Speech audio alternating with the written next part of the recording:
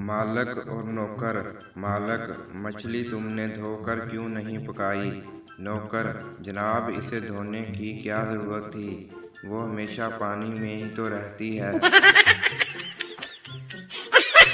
एक पठान बस में खड़ा था कि अचानक ब्रेक लगी तो लड़की पर जा गिरा।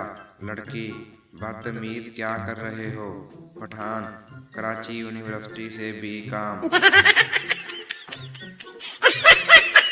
एक अमेरिकी औरत अपने मकान की 12वीं मंजिल की खिड़की साफ कर रही थी कि अचानक उसका पांव फिसला और वो नीचे कूड़े के ड्रम में आ गिरी और वहीं फंस गई।